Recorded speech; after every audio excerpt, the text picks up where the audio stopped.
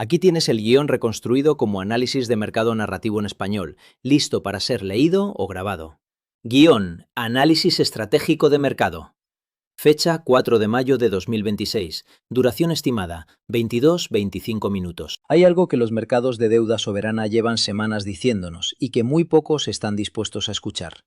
No es ruido, no es volatilidad técnica, es una señal estructural que emerge de una acumulación de décadas y que ahora mismo está convergiendo hacia un punto de quiebre que no tiene precedentes modernos. El sistema monetario global, tal como lo conocemos desde 1971, enfrenta hoy una prueba de estrés que ningún banco central ha tenido que gestionar antes. Y el epicentro no está donde la mayoría espera. Cuando los rendimientos de los gilts británicos empiezan a moverse con esta rigidez a pesar de la intervención implícita del Banco de Inglaterra, cuando los traders de deuda soberana en la City hablan en voz baja de un cambio de régimen fiscal y cuando al mismo tiempo Turquía recompra silenciosamente 36 toneladas de oro en las primeras 2 semanas de abril, después de haber vendido el 10% de sus reservas durante una crisis de liquidez, hay una narrativa que se está construyendo debajo de la superficie. Esta narrativa no aparece en los titulares, pero está presente en los flujos, en los balances de los bancos centrales, en la dirección que toma el capital institucional cuando nadie está mirando.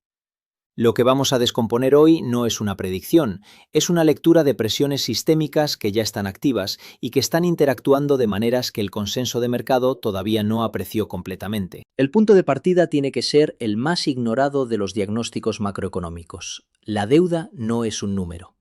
Es una relación de poder entre quien emite y quien financia. Y esa relación lleva mucho tiempo funcionando bajo un supuesto que hoy está siendo cuestionado de manera silenciosa pero profunda. El supuesto es que los mercados de bonos soberanos de economías avanzadas tienen una demanda estructural ilimitada, que el capital global siempre necesitará estacionarse en gilts, en treasuries, en bonds, porque no hay alternativa de escala comparable. Durante décadas, ese supuesto fue suficientemente verdadero como para sostener el sistema.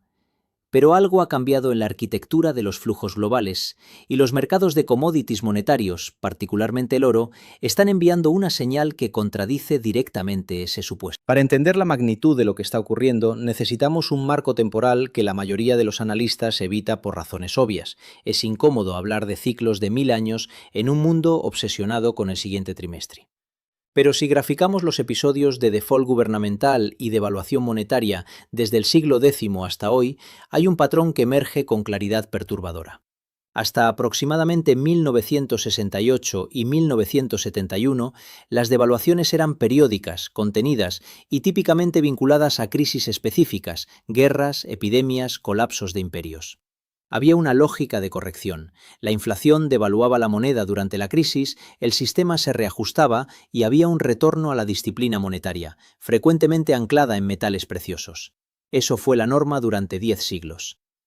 Lo que ocurrió con el cierre de la ventana del oro por parte de Nixon en agosto de 1971 no fue simplemente una decisión de política monetaria. Fue la ruptura de ese ciclo milenario de corrección. Por primera vez en la historia documentada de los sistemas monetarios, el mundo entero adoptó simultáneamente una arquitectura de dinero sin respaldo físico, sin ancla, sin mecanismo de corrección automática. Y lo que hemos visto desde entonces no es crecimiento económico sostenido. Es la acumulación más grande de deuda soberana en la historia humana, financiada por la misma maquinaria que se beneficia de mantener ese sistema en movimiento. ¿Desde qué país nos estás viendo? Eso importa, porque lo que estamos analizando no es un problema británico o americano o turco en aislamiento. Es un problema sistémico que se va a manifestar de manera diferente dependiendo de dónde estés parado cuando empiece el ajuste. Y el ajuste ya está comenzando.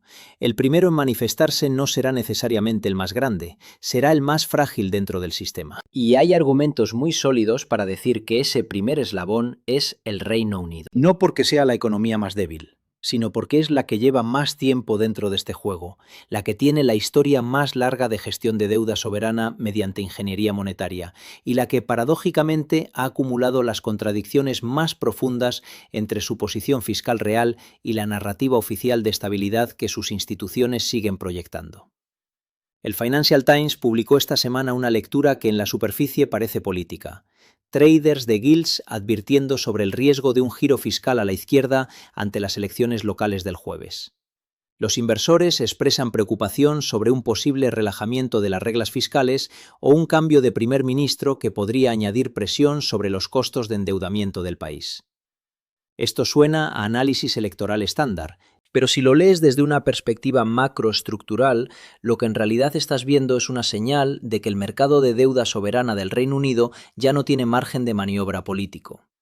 Es decir, ya no importa quién gane, el mercado está comunicando que cualquier desviación del ajuste fiscal que ya debería estar ocurriendo va a ser castigada inmediatamente en forma de yields más altos. Y eso es exactamente lo que pasa cuando un sistema de deuda acumulada durante décadas llega a su punto de saturación estructural. Pensemos en los mecanismos. El Banco de Inglaterra, como todos los bancos centrales modernos, tiene dos herramientas principales para gestionar la presión sobre los rendimientos. Puede subir tasas para atraer capital y defender la moneda, o puede imprimir dinero para comprar deuda y mantener artificialmente bajos los rendimientos. El problema es que ambas herramientas, aplicadas en el contexto actual, producen consecuencias que se retroalimentan negativamente. Si el Banco de Inglaterra sube tasas de manera agresiva, el costo del servicio de la deuda existente escala de manera no lineal, lo que deteriora aún más la posición fiscal y eventualmente precipita exactamente el pánico de mercado que intentaba evitar. Si en cambio interviene con compra de activos, es decir, si imprime libras para comprar gilts y mantener los rendimientos bajos, el mercado de divisas lo castigará de inmediato. La libra caería, la inflación importada repuntaría y el ciclo de deterioro se aceleraría. Esta es la trampa clásica del sistema de deuda fiat en su fase terminal. No hay salida limpia, solo hay maneras de gestionar el calendario del dolor. Y lo que estamos viendo en los mercados de gilts en este momento, ese movimiento gradual pero persistente de los rendimientos al alza a pesar de la gestión del Banco Central, es exactamente la dinámica que precede a las grandes crisis de deuda soberana históricas. No las predice con un cronograma exacto, pero sí señala la dirección con una claridad que los mercados de renta fija raramente exhiben con tanta anticipación. Ahora bien, ¿por qué el Reino Unido es el primer domino y no Japón, que tiene niveles de deuda sobre PIB mucho más extremos? ¿O por qué no Italia dentro del marco del euro? La respuesta es estructural y tiene que ver con la combinación específica de vulnerabilidades que el Reino Unido presenta en este momento. Japón tiene una deuda enorme, pero está financiada en su abrumadora mayoría internamente, por inversores domésticos que no van a vender en pánico. Italia tiene una deuda problemática, pero tiene el paraguas del BCE y la lógica política de preservación del euro detrás. El Reino Unido tiene niveles de deuda externos significativos, una libra que es vulnerable en el contexto de tensiones globales de reserva, un sector financiero que sigue siendo desproporcionadamente grande respecto a su economía real y una historia reciente de episodios de pérdida de confianza de mercado, como la crisis de los mini presupuestos de septiembre de 2022, que demostró lo rápido que puede colapsar la credibilidad fiscal de un soberano avanzado cuando el mercado decide reevaluar sus supuestos. Lo que le pasó al Reino Unido en septiembre de 2022 fue un anticipo, un estrés test involuntario que el sistema pasó apenas con la intervención de emergencia del Banco de Inglaterra comprando gilts en el mercado secundario para evitar el colapso de los fondos de pensiones que tenían posiciones apalancadas en estrategias de inversión impulsada por pasivos. Esa intervención funcionó en el corto plazo, pero no resolvió nada estructuralmente. Simplemente compró tiempo. Y ese tiempo se está agotando. La deuda pública del Reino Unido como porcentaje del PIB ha superado el 100%. Los costos de intereses sobre esa deuda consumen una fracción creciente del presupuesto público que no existía hace una generación. El gasto en servicio de deuda compite directamente con el gasto en salud, educación e infraestructura. Cada punto porcentual de aumento en los rendimientos añade miles de millones a la factura anual del Tesoro. Y en un contexto donde la economía real del país crece a tasas anémicas, donde la productividad sigue estancada y donde las presiones demográficas sobre el gasto público son estructuralmente al alza, la matemática del sistema empieza a no cuadrar de ninguna manera que no implique una forma u otra de represión financiera o reestructuración explícita.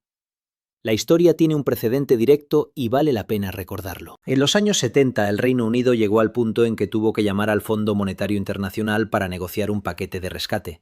Fue un momento de humillación nacional que marcó el inicio del thatcherismo como reacción política. Hoy, el FMI no tiene la capacidad de rescatar una economía del tamaño del Reino Unido en 2026. Y la ausencia de ese mecanismo de última instancia es precisamente lo que convierte esta situación en algo cualitativamente diferente a todos los episodios anteriores.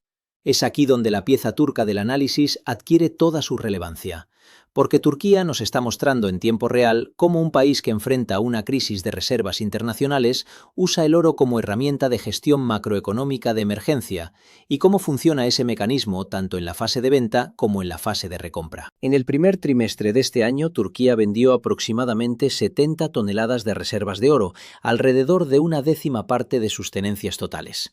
Esta venta no fue ideológica, fue pragmática y urgente. Turquía importa entre el 85 y el 90% de su energía, y la crisis regional en el Golfo había creado una presión de liquidez en divisas extranjeras que el Banco Central necesitaba aliviar de manera inmediata. El oro fue la válvula. Lo vendieron en el mercado para obtener dólares con los que pagar importaciones energéticas y defender la lira en un momento de tensión extrema. Y funcionó.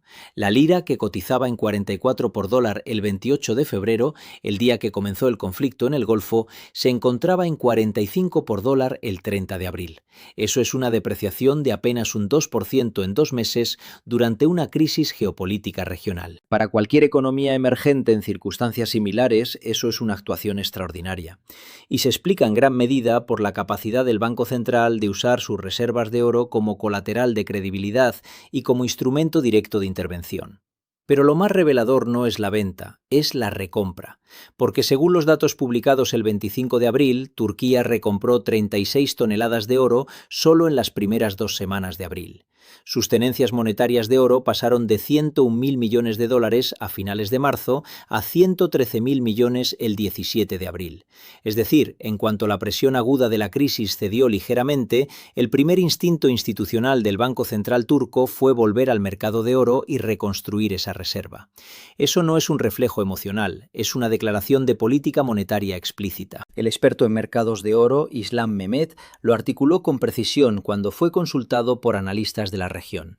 El oro es el activo lógico para todos los bancos centrales en entornos de caos, inflación o estanflación. Siempre es el refugio al que acudir. Mehmet Ali Yilmurk, veterano trader de oro y experto en divisas, añadió que este movimiento del Banco Central turco podría ser parte de una tendencia más amplia de recompra entre bancos centrales, lo que a su vez podría sostener nuevas subidas en el precio del oro en los próximos meses. Lo que Turquía demuestra es que el oro no es simplemente un activo especulativo o un relic de otra era monetaria, es infraestructura de reserva, es el activo que los bancos centrales usan cuando el sistema de dinero fiat entra en modo de gestión de crisis. Y la pregunta que debería estar haciéndose cualquier inversor sofisticado en este momento es, si eso es lo que hacen los bancos centrales, ¿qué estás haciendo tú? Esta pregunta es especialmente relevante para los ahorradores del Reino Unido, pero no solo para ellos, porque el sistema de incentivos dentro del que opera la mayoría de los ahorradores en economías avanzadas está diseñado de manera tal que mantiene el capital atrapado dentro de la infraestructura del sistema financiero que está bajo presión. Las pensiones privadas ofrecen incentivos fiscales considerables, la propiedad inmobiliaria ofrece una narrativa de valor acumulado multigeneracional, los mercados de renta variable ofrecen la promesa de rentabilidades superiores al largo plazo. Todos estos vehículos tienen sus méritos reales, pero todos tienen en común que el capital permanece dentro del sistema, que está sujeto a las reglas y a las dinámicas del sistema que está siendo cuestionado. Curious. El concepto de moneda paralela es uno que la mayoría de los asesores financieros ignora sistemáticamente, no porque no sea relevante, sino porque está completamente fuera de su modelo de negocio. En el Reino Unido, los soberanos de oro y las Britanias de oro y plata son monedas de curso legal, son de acuñación real, están exentos del impuesto sobre las ganancias de capital y están fuera del perímetro de los activos financieros regulados. No son activos financieros en el sentido técnico del término. Son moneda. Y esa distinción, que parece semántica, tiene implicaciones prácticas muy profundas en un escenario de represión financiera o de reestructuración de deuda soberana. Cuando un gobierno en crisis fiscal necesita acceder al ahorro privado, la primera línea de acción siempre pasa por los activos dentro del sistema. Las cuentas bancarias, los fondos de pensiones, los bonos del Estado en manos minoristas. El precedente histórico es abundante y reciente. Chipre en 2013, Grecia con los controles de capital en 2015, Argentina en múltiples oportunidades a lo largo de las últimas décadas. En todos esos casos, el capital que estaba dentro del sistema fue el más vulnerable. El capital que estaba en activos físicos fuera del sistema, ya sea en otra jurisdicción o en metales preciosos, fue el más resistente. No estamos diciendo que el Reino Unido vaya a implementar un corralito bancario mañana. Estamos diciendo que en el espectro de escenarios posibles que emergen de la presión estructural de deuda que hemos descrito, los escenarios más adversos involucran algún tipo de restricción sobre el movimiento del capital financiero dentro del sistema. Y que la diversificación hacia activos fuera del sistema es precisamente el tipo de cobertura que los bancos centrales implementan institucionalmente y que los inversores individuales raramente consideran hasta que es tarde. Ahora pensemos en los escenarios hacia adelante. Hay 3 caminos plausibles desde la posición actual y ninguno termina sin dolor. La pregunta no es si habrá ajuste. La pregunta es qué forma tomará el ajuste y quién absorberá la mayor parte del costo. El primer escenario es el de la represión financiera gradual. Los rendimientos de los gilts siguen subiendo, el Banco de Inglaterra interviene intermitentemente para evitar picos disruptivos, pero no logra revertir la tendencia. La libra se deprecia de manera controlada pero sostenida. La inflación se mantiene estructuralmente por encima del objetivo, erosionando gradualmente el valor real de la deuda, pero también el poder adquisitivo de los ahorradores. Este escenario es el más benigno desde el punto de vista de la estabilidad institucional a corto plazo, pero implica una transferencia masiva y silenciosa de riqueza desde los tenedores de activos nominales hacia el Estado y hacia quienes tienen activos reales y físicos. Es la repetición a mayor escala de lo que ocurrió en la posguerra entre 1945 y 1980. El segundo escenario es el de la crisis aguda desencadenada por un evento catalizador. Podría ser una elección que genere un giro fiscal percibido como incompatible con la estabilidad de la deuda. Podría ser una crisis de liquidez en el mercado de gilts similar a la de septiembre de 2022, pero sin la red de seguridad del Banco Central que ya tiene su propio balance comprometido. Podría ser un contagio desde otra economía en crisis.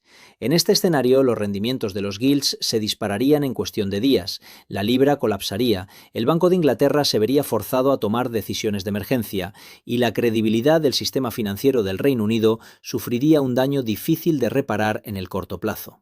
Este escenario es más disruptivo a corto plazo, pero potencialmente más resolutivo, porque forzaría el ajuste estructural que el sistema ha estado postergando. El tercer escenario, y el más difícil de modelar, es el de contagio sistémico global. Si la crisis del Reino Unido se desarrolla de manera suficientemente severa y rápida, podría generar un momento de reevaluación de riesgo soberano en todos los mercados de deuda de economías avanzadas simultáneamente. Los spreads de crédito en mercados de bonos gubernamentales que han estado operando a niveles de complacencia histórica podrían reajustarse de manera disruptiva.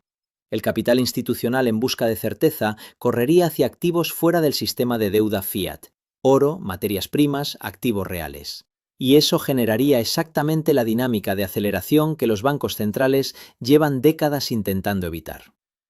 En todos estos escenarios, el denominador común es el mismo. El capital que está dentro del sistema absorbe el impacto. El capital que está afuera tiene más opciones. Lo que los flujos de los bancos centrales nos están diciendo, y Turquía es solo el ejemplo más reciente y más transparente, es que las instituciones que tienen el mandato de preservar el valor de las reservas nacionales no están confiando exclusivamente en la deuda soberana de otras naciones para hacerlo. Están acumulando activos físicos. Y cuando hay una discrepancia entre lo que las instituciones hacen con su dinero y lo que aconsejan a los ciudadanos que hagan con el suyo, esa discrepancia es, en sí misma, una señal que vale la pena leer. Los datos del World Gold Council confirman que los bancos centrales llevan años siendo compradores netos de oro a niveles récord.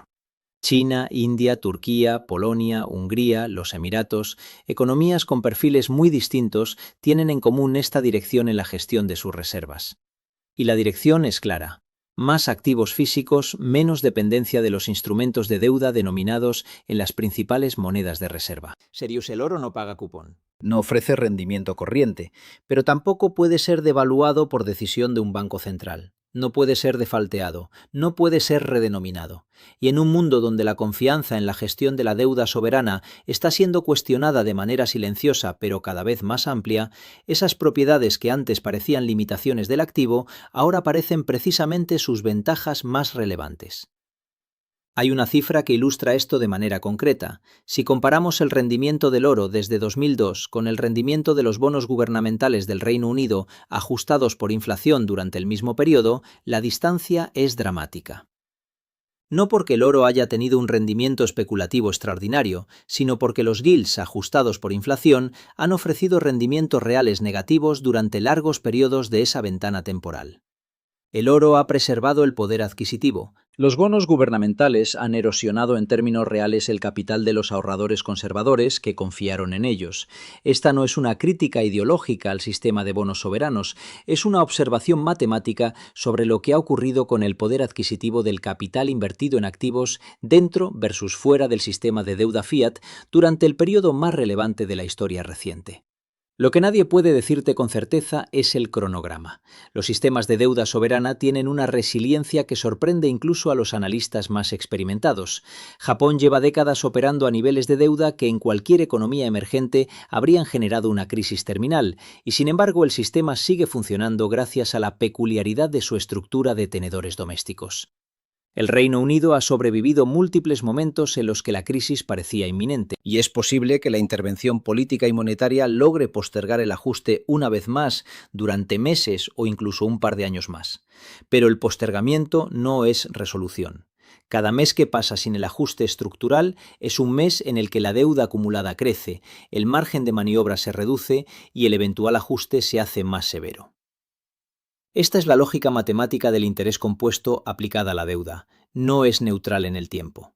Y el mercado de gilts, con su movimiento gradual pero persistente de los rendimientos al alza, está incorporando esa lógica de manera silenciosa pero inequívoca. Lo que hay que monitorear en las próximas semanas y meses es específico y accionable.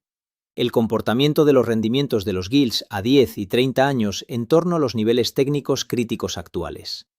La dirección del índice de la libra en el contexto de la divergencia de política monetaria entre el Banco de Inglaterra y otros bancos centrales importantes. Los datos de inflación del Reino Unido y su impacto sobre la capacidad del Banco Central de mantener la narrativa de control.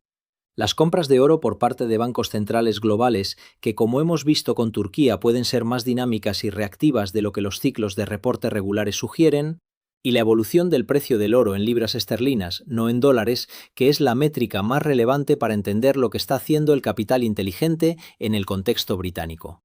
Lo que está en juego no es simplemente la estabilidad de una economía, es la primera prueba de estrés mayor del sistema monetario post-1971 en una economía del G7.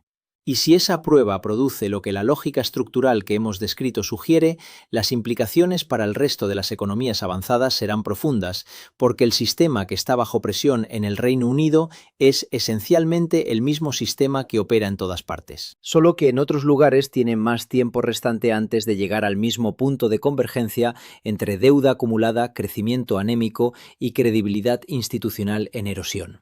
La pregunta que cada inversor, cada ahorrador, cada gestor institucional debería hacerse en este momento no es si el sistema puede sobrevivir. Probablemente puede, en alguna forma. La pregunta es qué forma tomará esa supervivencia y si el capital que tiene hoy está posicionado para atravesar esa transición preservando su poder adquisitivo o absorbiéndola como otra ronda más de redistribución silenciosa hacia quienes controlan la emisión. Los bancos centrales ya respondieron esa pregunta con sus acciones. El mercado del oro ya está respondiendo esa pregunta con su precio. Lo que queda por resolver es si el inversor individual va a leer esas señales antes o después de que el evento que las está generando ya sea completamente visible para todos. Porque cuando sea completamente visible para todos, el costo de la cobertura será muy distinto al que tiene hoy. El sistema está acumulando presión y ya no puede disimularlo. Lo que estamos viendo no es un simple ciclo económico ni una corrección pasajera. Es la manifestación visible de un desequilibrio estructural que lleva décadas gestándose. La deuda soberana está alcanzando niveles que históricamente han precedido rupturas profundas, y los mercados comienzan a reaccionar no tanto por sorpresa, sino por reconocimiento. Reconocimiento de que la narrativa de estabilidad, sostenida por expansión monetaria ilimitada, empieza a perder credibilidad. En este momento, los bonos gubernamentales, tradicionalmente el activo refugio por excelencia, están mostrando señales de fragilidad. Los rendimientos, que durante años fueron reprimidos artificialmente, están intentando moverse al alza. No de forma explosiva, todavía, sino como una marea que avanza de forma constante. Y aquí es donde aparece el primer punto crítico. Los bancos centrales ya no tienen el mismo margen de maniobra que tuvieron en ciclos anteriores. Cada intervención para contener tasas implica una expansión monetaria que presiona directamente a la moneda. Lo que parece un simple ajuste en yields es en realidad una disputa por el control del precio del dinero. Y cuando ese control se debilita, todo el sistema entra en cuestionamiento. En el caso del Reino Unido, la situación es particularmente delicada. No por un evento puntual, ni por un gobierno específico, sino por acumulación histórica. Es el sistema más antiguo de banca central moderna, el laboratorio original de deuda soberana estructurada. Y esa antigüedad, que durante años fue vista como estabilidad institucional, ahora se convierte en vulnerabilidad acumulada. El mercado de gilts está empezando a reflejar esa tensión. No es un colapso inmediato, pero sí un deterioro progresivo en la confianza. Los inversores comienzan a exigir mayor prima por riesgo, y eso encarece el financiamiento del Estado. Este fenómeno tiene un efecto dominó. Mayores tasas implican mayor carga de deuda, lo que a su vez requiere más emisión, lo que presiona aún más las tasas. El sistema entra en un bucle. Durante años se sostuvo la idea de que el crecimiento económico y la inflación moderada permitirían diluir la deuda sin consecuencias severas. Ese es el núcleo del pensamiento keynesiano, aplicado en su versión más expansiva. Utilizar la deuda como herramienta de estabilización permanente. Pero ese supuesto depende de algo fundamental: confianza continua en la moneda. Y esa confianza es precisamente lo que empieza a erosionarse. El punto de inflexión no es visible como un evento único, es un cambio de percepción gradual. Los mercados no reaccionan a lo que ocurre hoy, sino a lo que anticipan que será insostenible mañana. Y cuando esa anticipación se vuelve colectiva, el ajuste deja de ser controlable. Aquí aparece el elemento que reconfigura toda la narrativa. No se trata simplemente de deuda alta, sino de deuda que ya no puede ser gestionada sin distorsionar el sistema financiero completo. Ese es el verdadero motor detrás de lo que estamos observando. ¿Desde qué país nos estás viendo? A partir de este punto, la dinámica cambia. Ya no se trata de política fiscal o decisiones electorales. Es matemática pura. La estructura de deuda exige crecimiento o inflación. Si el crecimiento no acompaña, la inflación se convierte en la única vía de ajuste. Y la inflación, en esencia, es una forma de devaluación. Esto conecta directamente con el cambio estructural ocurrido en 1971, cuando se abandona definitivamente el anclaje del sistema monetario al oro. Desde ese momento, el dinero deja de tener una referencia física y pasa a depender exclusivamente de la confianza en la autoridad emisora. Durante décadas, ese modelo funcionó porque la expansión fue gradual y acompañada de crecimiento productivo. Pero en las últimas décadas, especialmente desde la crisis de 2008, la expansión se aceleró de forma exponencial. El resultado es un sistema altamente dependiente de liquidez constante. Y aquí aparece la contradicción central. Para mantener estabilidad financiera, los bancos centrales deben intervenir, pero cada intervención debilita la moneda y erosiona la confianza. Es un equilibrio inestable. El mercado empieza a percibir que no hay salida limpia.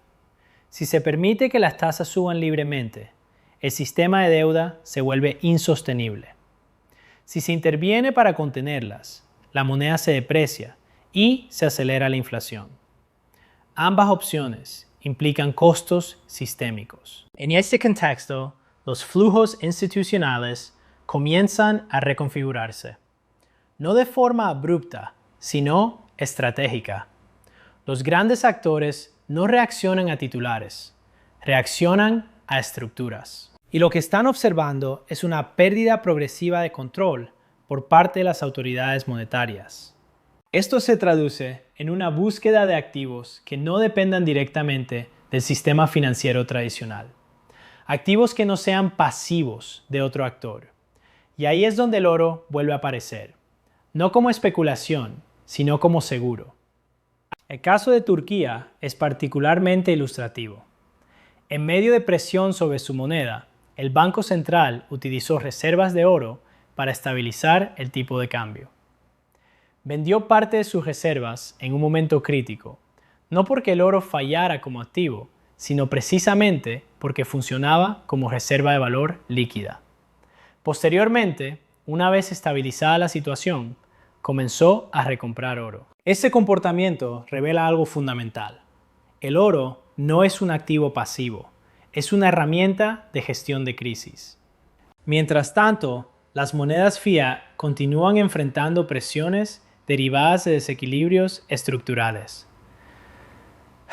En el caso de la lira turca, la depreciación ha sido significativa, pero controlada en ciertos momentos, gracias precisamente al uso de reservas tangibles. Esto introduce una capa adicional de análisis. Los bancos centrales no están abandonando el oro, lo están reforzando.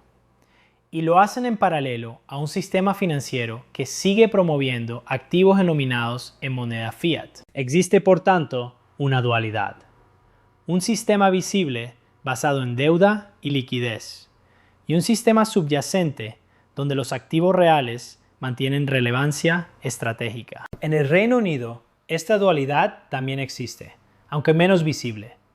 Monedas como el Sovereign o el Britannia representan una forma de dinero fuera del sistema financiero convencional. No son activos financieros en el sentido tradicional, no dependen de contraparte, y en ciertos contextos tienen ventajas fiscales. Sin embargo, la mayoría del capital permanece dentro del sistema. Pensiones, bienes raíces, instrumentos financieros. Esto crea una exposición generalizada al mismo riesgo estructural. Y ese riesgo no es inmediato, pero es acumulativo. A medida que los rendimientos continúan presionando al alza, los bancos centrales enfrentan decisiones cada vez más restrictivas. Intervenir implica expandir balance. No intervenir implica permitir ajuste de mercado. Ninguna de las dos opciones es neutral. Los mercados de divisas comienzan a reflejar estas tensiones, no necesariamente con movimientos extremos, sino con pérdida de estabilidad relativa. Las monedas empiezan a comportarse menos como unidades de cuenta y más como activos de riesgo. Esto tiene implicaciones directas sobre comercio internacional, flujos de capital y política monetaria global. El dólar estadounidense, aunque sigue siendo la principal moneda de reserva, también enfrenta cuestionamientos, no inmediatos, pero sí estructurales. El aumento en tenencias de oro por parte de bancos centrales sugiere una diversificación progresiva. No es un abandono del sistema actual, es una preparación para escenarios alternativos. Y aquí es donde el concepto de evento monetario extraordinario toma relevancia. No se trata de una crisis tradicional. No es comparable a 2008 o a la crisis de deuda europea. Es un ajuste de paradigma. Un sistema basado en expansión continua de deuda enfrenta límites cuando la confianza en esa deuda comienza a deteriorarse. Y ese deterioro no necesita ser total para generar disrupción. Basta con que sea suficiente para alterar el comportamiento de los principales actores. El capital institucional no espera confirmación, anticipa probabilidad. En este momento, los mercados están en una fase de transición. No hay ruptura visible, pero sí señales acumulativas. Los rendimientos, las divisas, los flujos hacia activos reales, todos apuntan en la misma dirección. Una reevaluación del sistema. Los escenarios hacia adelante no son lineales. Si los bancos centrales logran contener tasas mediante intervención, es probable que veamos presión adicional sobre monedas y activos reales al alza. Si permiten que el mercado ajuste, el impacto se trasladará a valoración de activos financieros y sostenibilidad fiscal. En ambos casos, la volatilidad no es el evento, es la consecuencia. Lo que debe observarse ahora no es un indicador aislado, sino la interacción entre tasas, inflación, divisas y comportamiento institucional. Es en esa interacción donde se define la trayectoria. El sistema aún funciona, pero lo hace bajo tensión creciente. Y esa tensión no se resuelve, se redistribuye.